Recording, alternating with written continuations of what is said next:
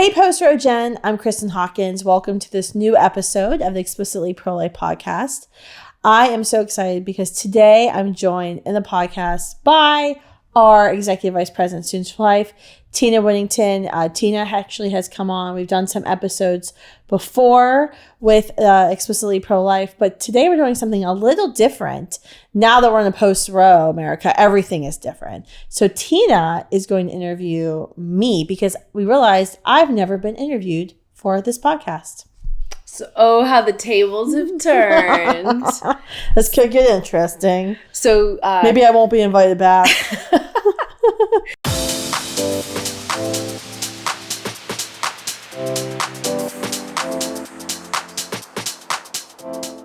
So, interestingly enough, we are here 2 days after the Dobbs decision. That's right. Roe's been reversed. How do you feel? It was surreal, I guess. I mean, we've been preparing for this moment for 16 years and we've been talking about it. I've been overwhelmed with Facebook messages, text messages from former staff, former interns, former student leaders who are like, you've been saying this forever and I didn't always believe you, but you did. And look at this, So, I mean, it's weird to see something come to fruition that you've been talking about, preparing for.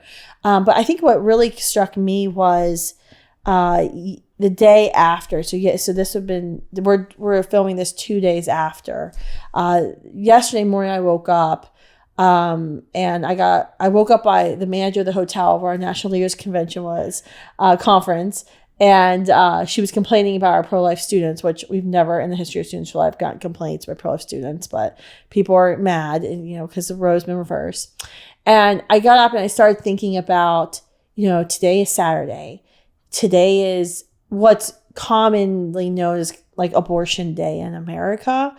And there are going to be hundreds of babies saved. I called Dr. New earlier in the week before the Roe decision because I was getting mad because you and the team have been out there at the Supreme Court every decision day since March, kind of waiting for this Dobbs decision that we hoped and prayed to reverse Roe come out. And we had to be there because the pro-life gen had to be there.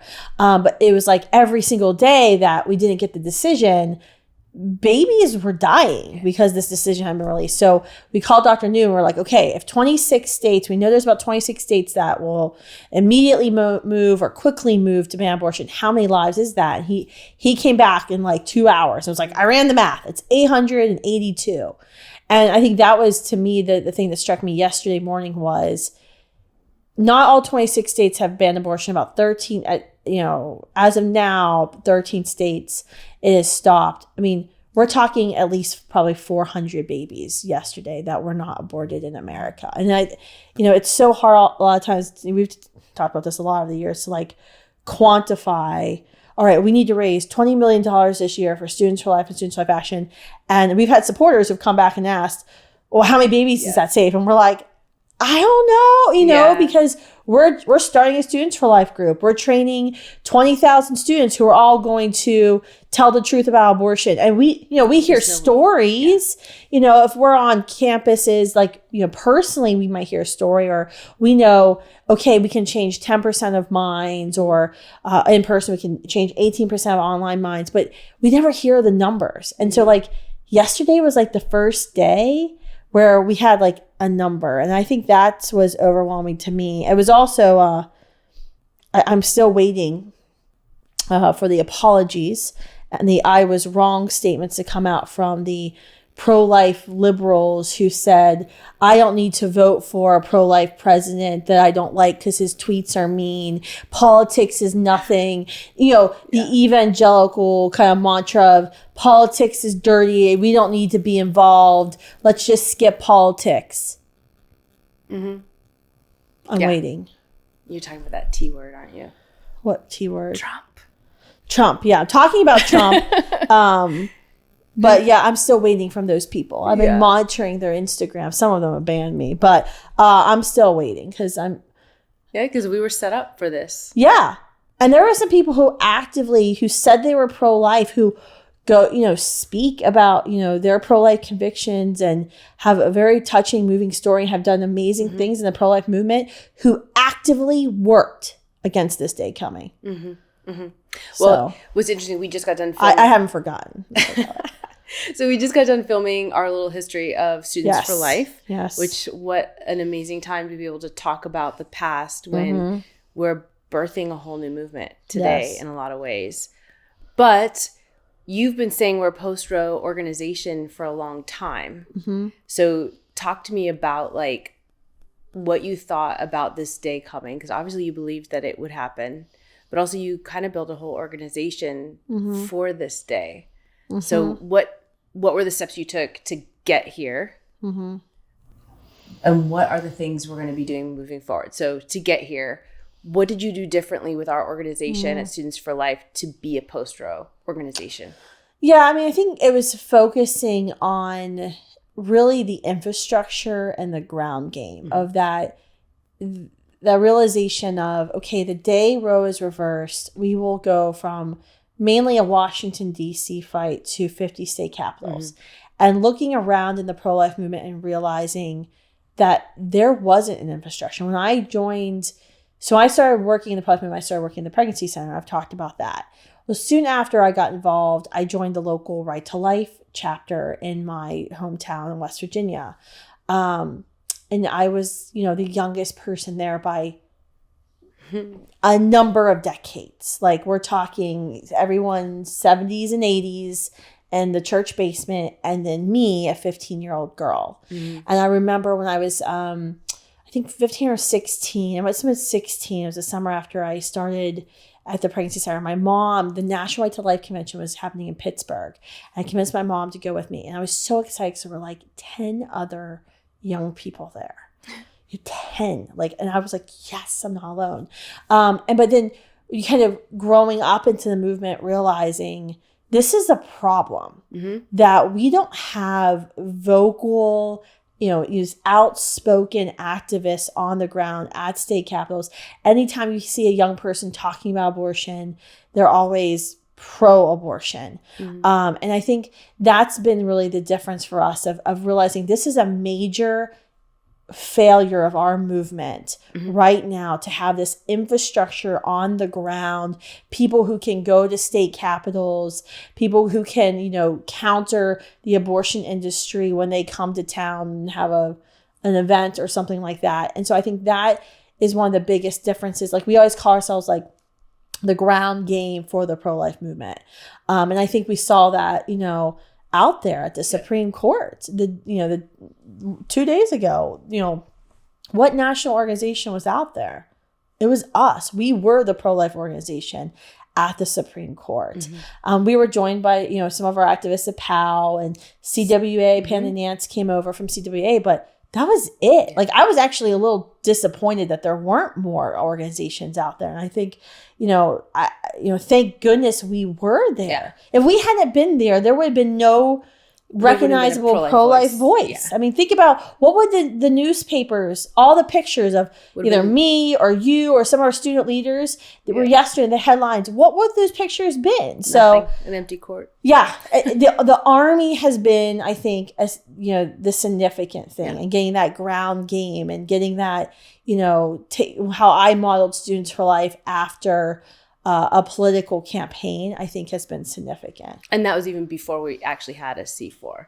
Oh, because I know we did. We were political before we were even political. Yeah, legally political. Let's just make sure everyone knows we were legally political. We didn't go past our we were always abiding by all IRS regulations. Yes, thank you.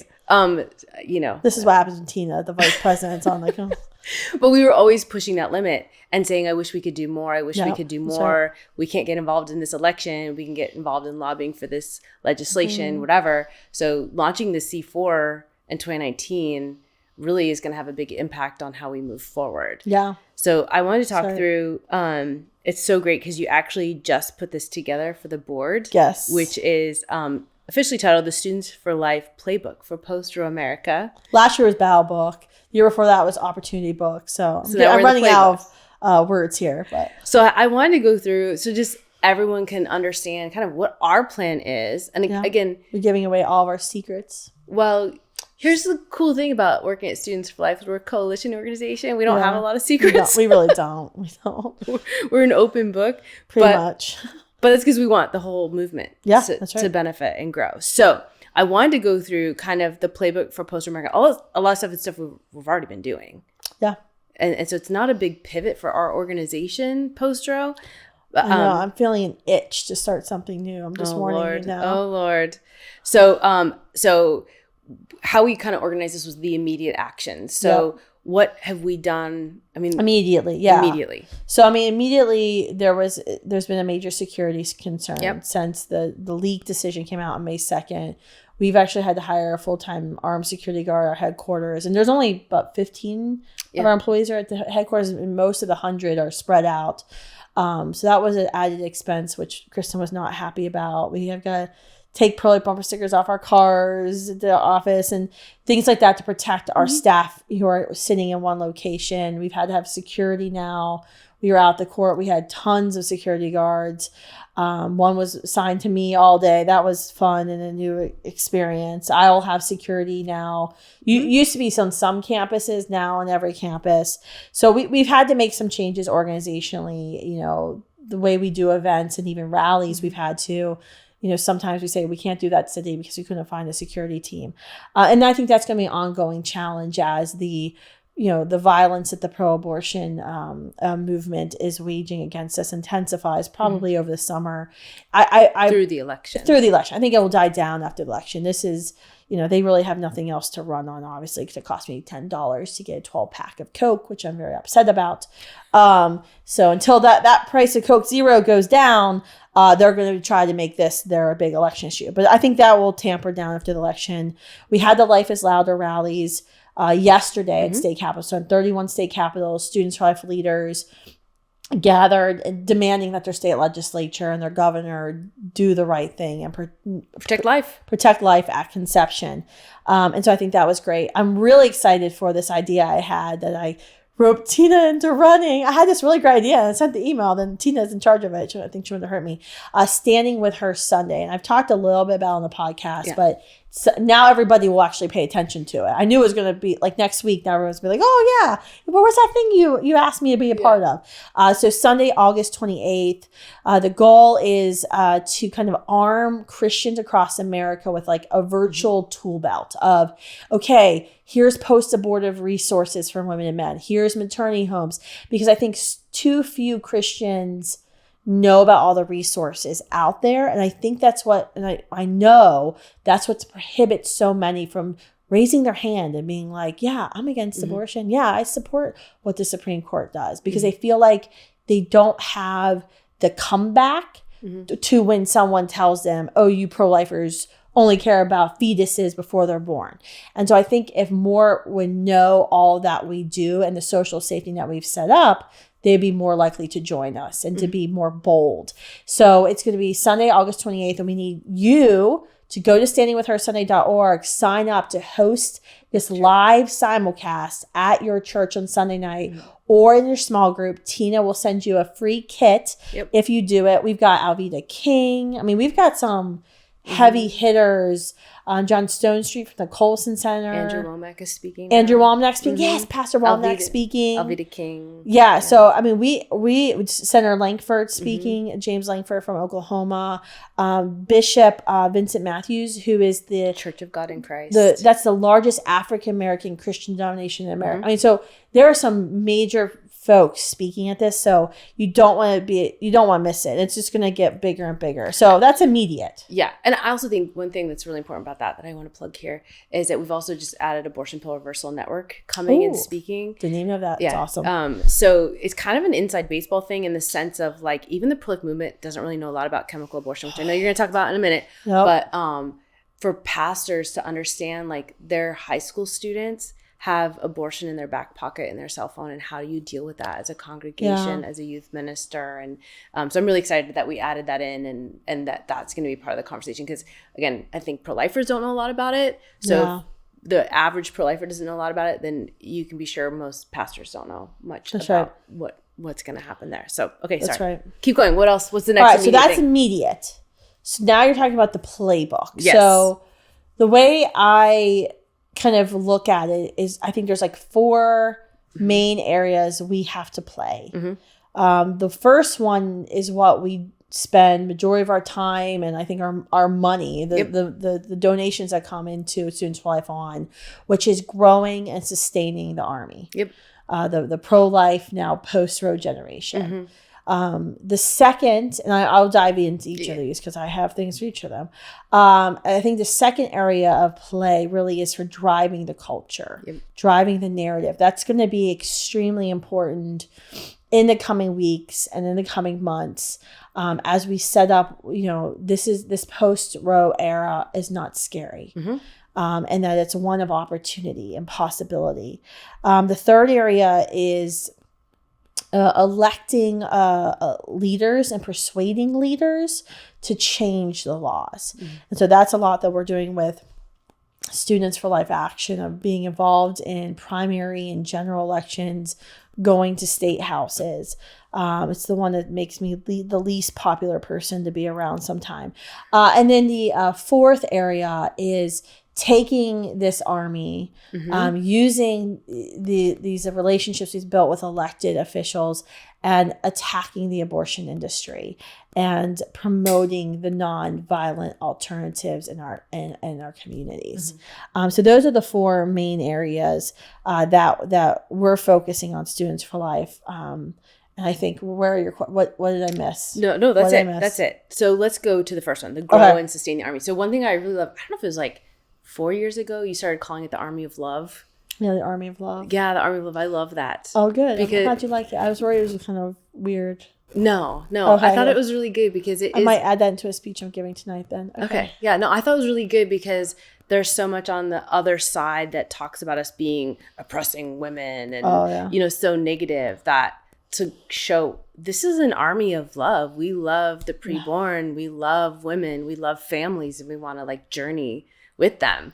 And so I just really love that. So talk to me about what are our main points for the grow and sustain the Army that we're investing in this year. Yeah, well, I mean, obviously it's continuing to grow our national field team, where we have full-time regional coordinators who cover the entire country. We also now, last year we added field operations. Thank you. Field operations coordinators who also cover the country, but they do it from their homes. And so they do a lot of they do limited travel. Computer work. Yeah, answering all the emails and requests that come in through Instagram and getting the groups started and getting the wheels rolling. Doing the Skype training. So we actually doubled our field team last year by, I didn't realize it. This year we're expanding. We secretly doubled. That's exactly what's happening. We snuck that in there. This year we're expanding. We hired a diocesan partnership grant. So working specifically with Catholic dioceses that kind of oversee all of these Catholic high schools,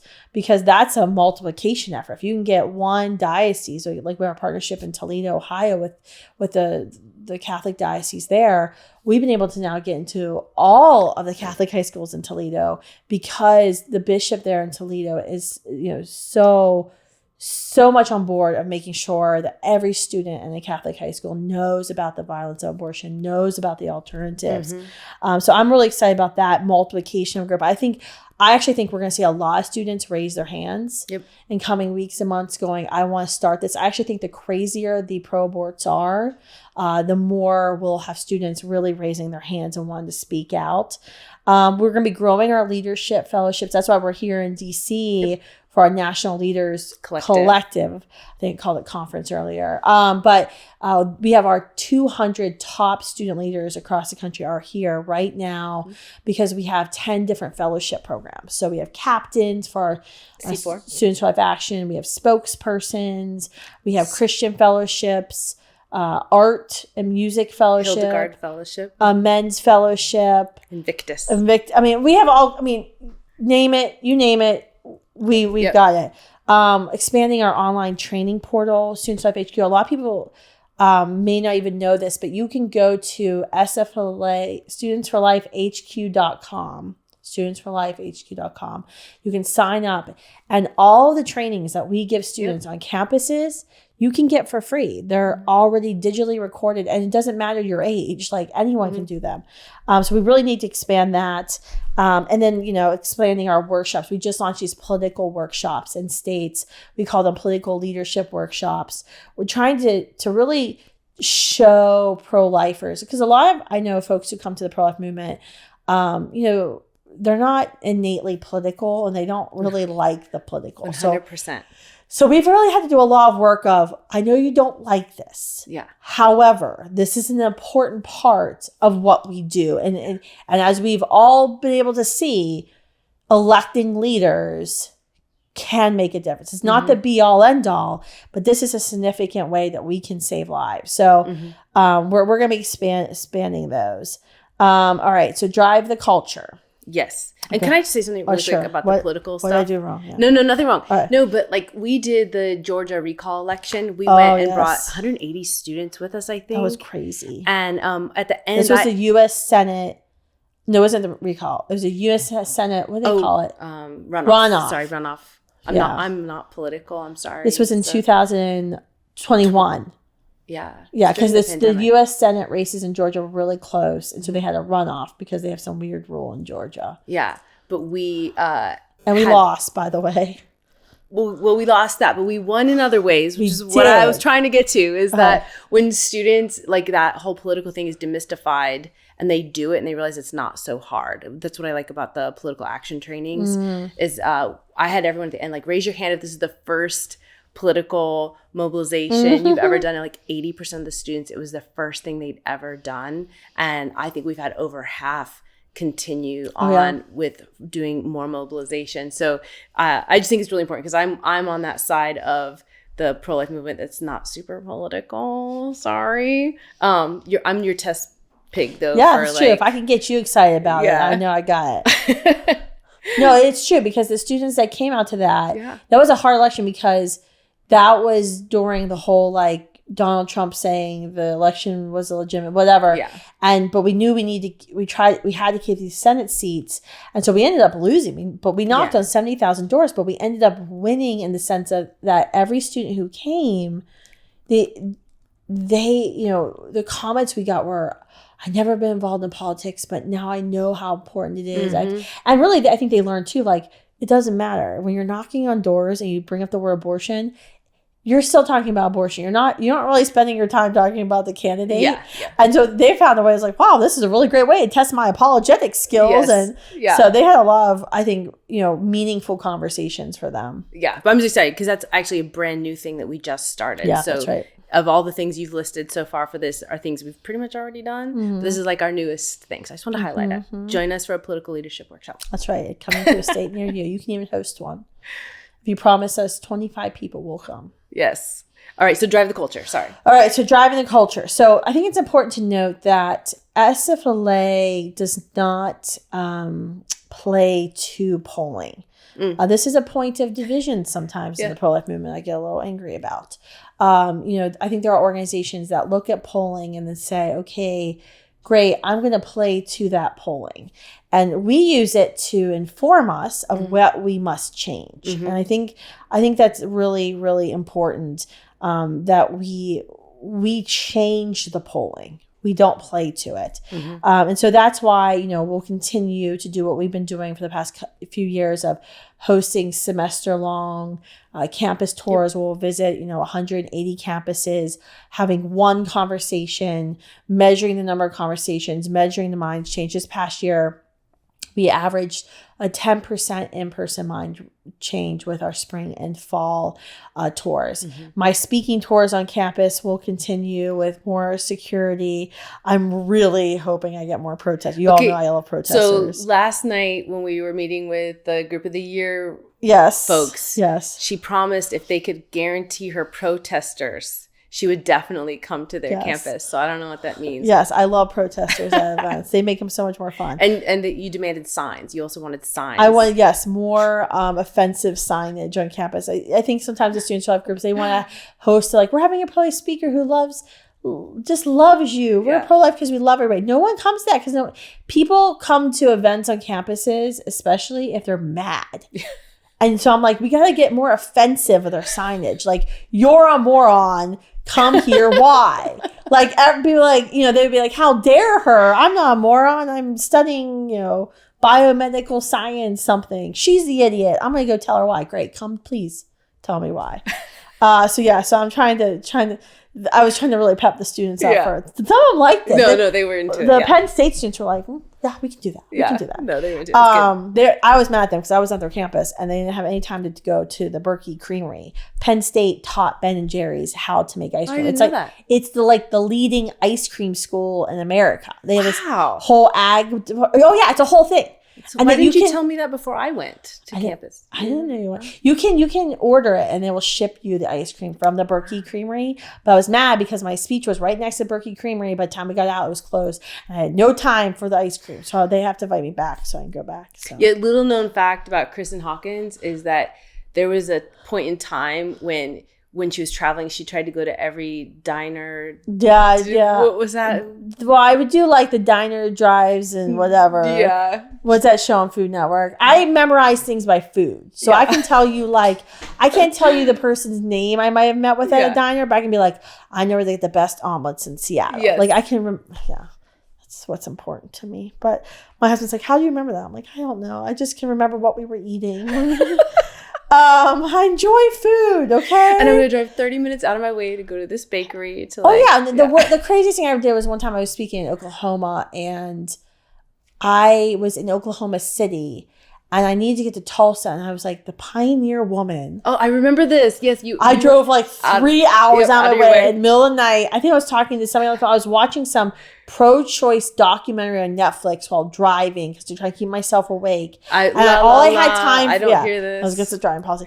All I had time for was I could go to the Mercantile for breakfast. It wasn't that good. But I did get some really great souvenirs. Yeah, it's funny. And then I had to go to Tulsa. So yes, I do crazy things sometimes. Yeah. So back on track, sorry. Back on track. Okay, so driving the culture. Campus speaking tours. Obviously the Christian Music Festival, which is ongoing, which we're actually asking Christians to sign up to pledge our summer of service, which is, hopefully leading into the Standing With Her National Sunday effort. Our ongoing mind-changing campaigns and research is really important. So we have a student life called the Dimitri Institute for Pro-Life Advancement. And that's where we invest hundreds of thousands of dollars a year, it gets really mad, into research of how to kind of change mushy middle hearts, young hearts about abortion. And that's hard. Like those are the people that make me want to bang my head against the wall of I don't like abortion, but because I'm like, well, obviously you don't mind it if you're willing, I much would rather engage with an extremist who, admits that they like abortion. But then we take that research, put it online and test it. And then we run campaigns. So part of our Abortion Free Cities campaign, we're running digital ads now in 12 cities. And I mean, we're changing on average 18% of the young people we reach about their views on abortion. Yeah, that's some of our quizzes, it's 25%. Yeah, it can get to 31. The Planned Parenthood one, some states can get to 31%. We've actually found it's much easier to change a young person's mind about Planned Parenthood than abortion. So watch out. We're doing that. Electing leaders. Persuading. So step one is electing them, and the second thing is then persuading them to do the right thing, to change laws. And we've talked a lot about this on especially pro-life chemical abortion. Yeah, passing laws to restrict access to chemical abortion, protect women from the dangers of chemical abortion, which result in injury, infertility, and death. You've heard that phrase like 20 times already this spring. You should memorize that yourself. But also getting like state attorneys general to enforce existing laws in the books.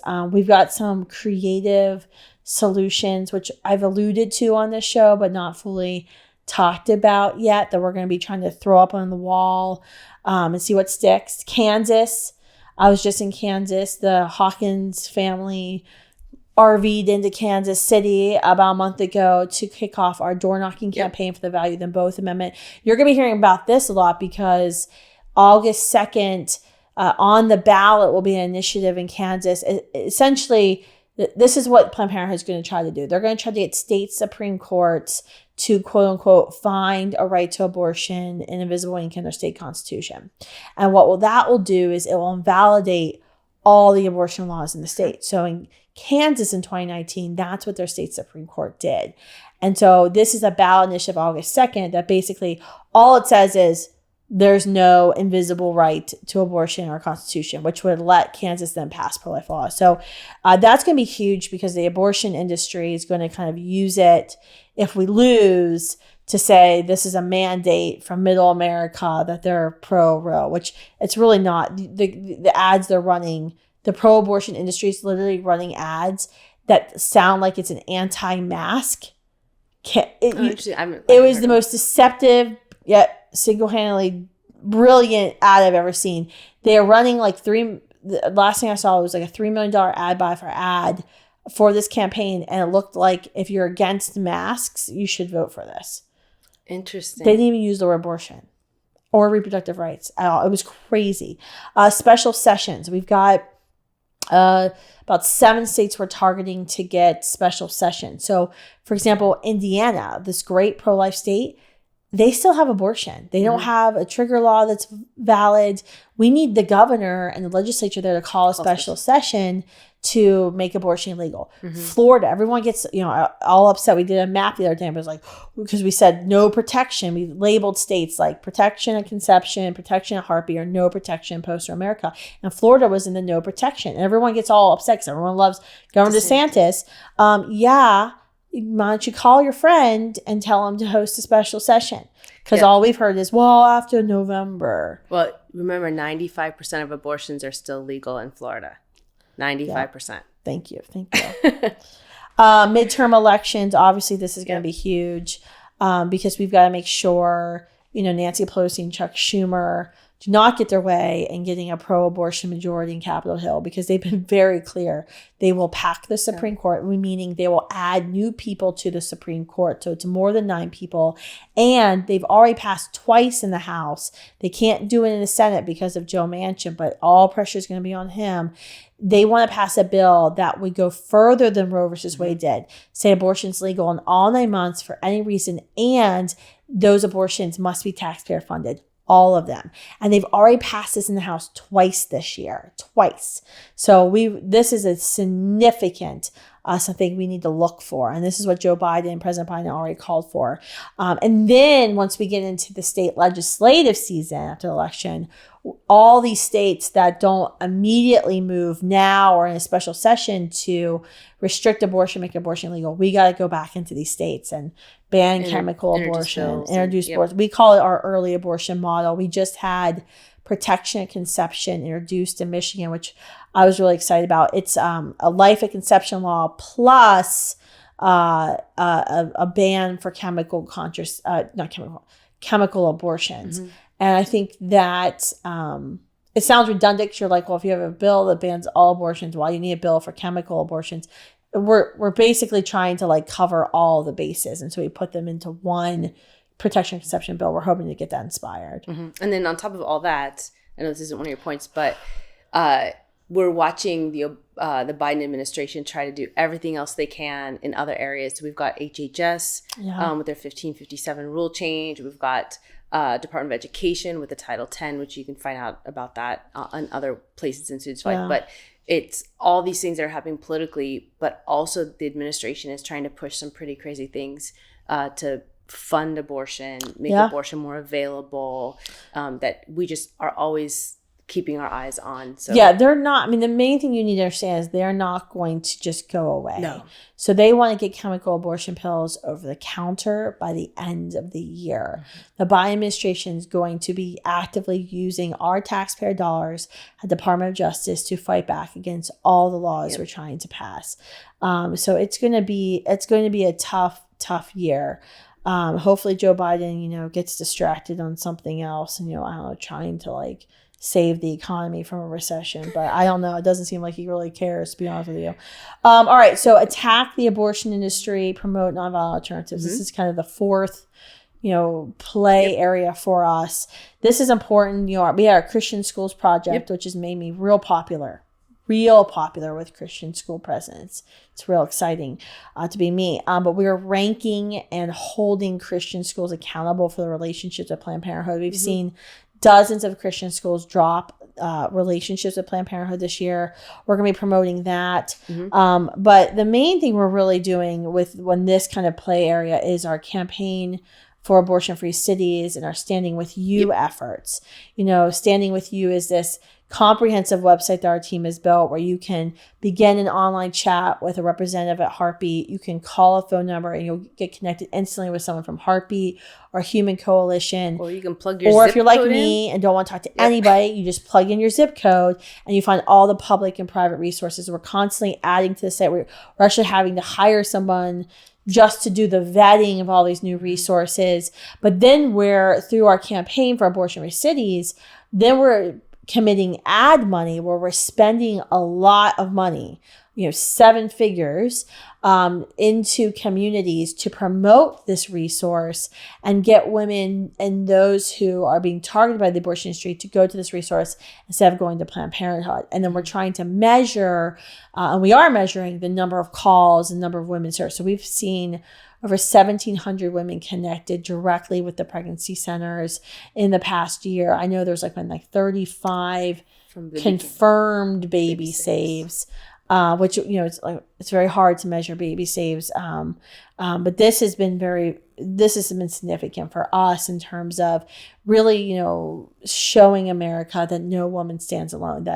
And that's why we're through the campaign for abortion-free cities, and I've talked about this before. We're not only we're running these digital ads, but we're actually knocking on doors just like we would for a political campaign. But instead of talking about a politician and their tweets, we're saying, hey, there's this nonviolent alternative down the street. Did you know about? And did you know about this horrible thing that's happening in your Planned Parenthood? It makes us also very popular. People love to be door knocked on a Saturday morning to talk about something that no one else likes to talk about. But here's the thing. I experienced it yesterday. I knocked on 2 people who were pro-choice. Yes, One even the told day me, after Roe was reversed. We had students, just so you know, the day after Roe versus Wade was reversed, what were we doing? Were we celebrating? Were we drunk on champagne? No. We hit the streets to tell people in suburban Maryland, one of the most liberal places in the country, about the violence of abortion, about the nonviolent alternatives that exist. So just keep that in mind the next time people say pro-lifers don't care. Now, tell us how that went, because I'm sure it wasn't easy the day after Roe fell to be knocking on someone's door. Yeah, some people had worse stories than me, but I had 2 that were very pro-choice. One told me immediately, I donate to Planned Parenthood. But I was able to say, well, do you know about these other services?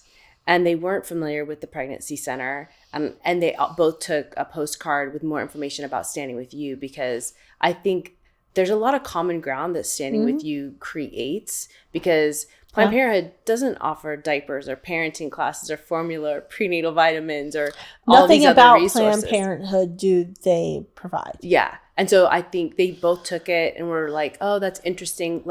Give me that information.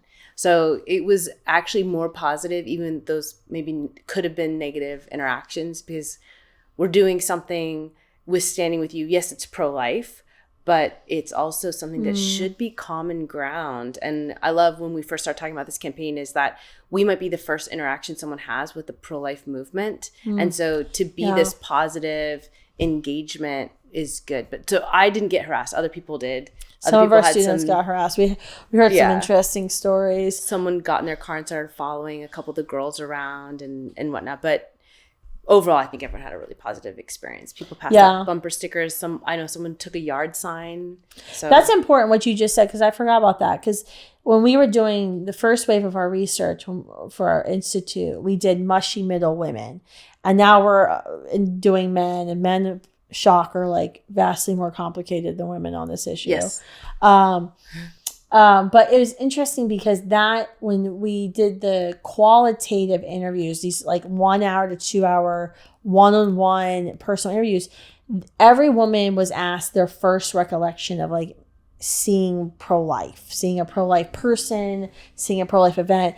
And all of them had a negative first interaction with the pro-life movement. And it was so a protest. Pro-lifers were yelling. They were angry. It was like, I know. And so that's something it's hard for me to quantify of when we're actually changing that narrative when we're knocking on their doors. And I need to put that. And we're happy. I need to write this down because this was a really good and thing. I need to write this down right now. This is what happens on this podcast. You'll see me on my phone. I'm like writing things. I'm like, oh, yes.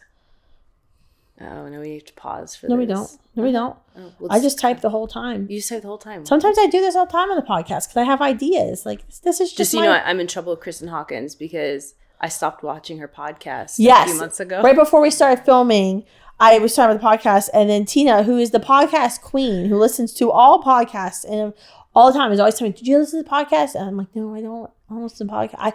I have a podcast show and I don't listen to podcasts. This is the woman that listens to all podcasts, but then apparently I don't even make the cut because she's sick of hearing my voice or something because she has to hear it all day." Like, I get a Kristan podcast every morning at 9:30 a.m. I'm just saying. That's true. I don't need this. We should just start recording those meetings. Oh, those Lord. would get us in real big trouble with the pro-life movement. All right, what are your other hard questions for me? I mean, that's really, those were it. Hitting those, like, what are the core things we're doing? I guess what if anything has changed for Students for Life at this point? Yeah, I mean, I get asked that question a lot by the media.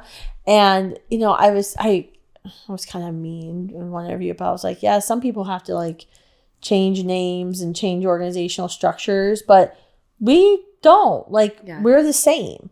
And everything that we've laid out for the next couple of years strategically at Students for Life, that continues on. I think we'll be elevating, obviously, and escalating the amount of time and resources we spend, especially on fighting chemical abortion, or, you know, the spend. I sent an email the morning I knew Roe was going reverse on Friday morning to our supporters, like, kind of inspirational message. And I was like, yeah, and we need a lot more support. We want to spend $3 million on election. I need 6. So anybody got 3? Like, it was like a bidding situation of like, we need to double these things, right? We need to go above and beyond and be more aggressive. I think that's kind of our biggest thing, is how to rapidly expand, amplify, grow, because this battle has now become so large. But no, we're not changing. You know, our mantra doesn't change. I mean, I still think we're the pro-life generation. We need to throw in we're the post-Roe generation. But eventually, I was talking to somebody the other day, and they were like, we need to stop saying Roe because that's looking backwards. So I don't even know how, you know, we'll say it for a little bit until it kind of fades from the collective memory, and then we'll just be the pro-life generation. One thing I did say when we were filming a video earlier talking about the history of the Students for Life and what we've been doing, and I think it's important for us to note, is that I don't think reversing Roe versus Wade was our calling. I think we were able to be there, and we were the beneficiaries of the OG pro-life generation that you know, since 1973 refused to stay silent. And yes, we've come alongside those pioneers, those first leaders in the pro-life movement for the last 16 years, and we've been able to amplify and bring them on social media, make them a little hipper. But that I don't know if that was what we were called to do, because I feel like that was already in motion. And we were certainly able to help. I mean, obviously the election of Donald Trump, once again, I'm waiting for those apology notes to come in, was significant because we got those 3 Supreme Court justices, right? But those kind of wheels, I mean, think about like Phyllis Schlafly, one of my heroes, my mentor for a number of years. I mean, she is the reason the Republican Party is pro-life. Yeah. Because of the dogged determination of this one woman who like made everyone angry all the time. And so those wheels started in the 70s. I think the question for us is, what is our calling? Like, what is it that we were born to do? And I think it's this post-Roe generation doing something that's never been done before. I mean, I was thinking about the end of slavery, the end of the Civil War, the failure of the Reconstruction effort. I was thinking about that today. Like, I don't know. I mean, I was a history minor. My husband was a major in history. I'm a huge Civil War buff, as you all know. I've taken my kids to, you know, as many as you can. Many as I can, Civil War sites. So that gets us excited. But no, it's so weird. So it's weird white people things. It just flashed back that before you guys came to the barbecue at my house, you had to stop and see where they buried someone's Stonewall arm. Jackson's arm. Hello, that was huge. That was so cool. I was like, that's what you're doing before you come to our house for the barbecue? We were late because we were champagne. Yeah, it was whatever. But no, like you think about the end of the Civil War, and you remember, like in your history books, they talked about the abolition movement. You heard about Sojourner Truth, but like, what happened to the abolitionists after the end of the Civil War? Mm-hmm. You had a lot of them, I think, probably joined the movement trying to get the freedmen's bureaus and helping African Americans move from slave to full emancipated citizen. But like, you don't ever hear about this movement. And because I don't think it was done. Yeah. It was largely a failure. I mean, it took 99 years from the end of the Civil War to the 1964 Civil Rights Act. Yep. You had Supreme Court sanctioned discrimination multiple times. The Supreme Court affirmed that Black Americans still weren't full equal members of our society, even though they weren't slaves anymore. Mm-hmm. So like I think our calling is really, we've got to do something that's never been done before. We've got to put back this country, and we have to ensure that no woman stands alone and stands beside her and make abortion unthinkable, but also then work state by state to make it unavailable. Mm-hmm. I think that's really going to be our calling. And so, get on with it. Awesome. Well, thank you for letting me join your podcast interview today. Thanks for interviewing me. It was a lot easier to be interviewed than to be the interviewer, actually. Oh, that's good. I like this format. You might be coming back. All right. All right. Thanks for joining the Explicitly Pro-Life podcast today. I hope you enjoyed your guest, Kristan Hawkins, and the host, Tina Whittington from Students for Life. Make sure you subscribe anywhere you get your podcast, and share this episode with all your pro-life friends and family, not your pro-abortion friends and family, not this one, because this one talks about strategy. Bye, guys.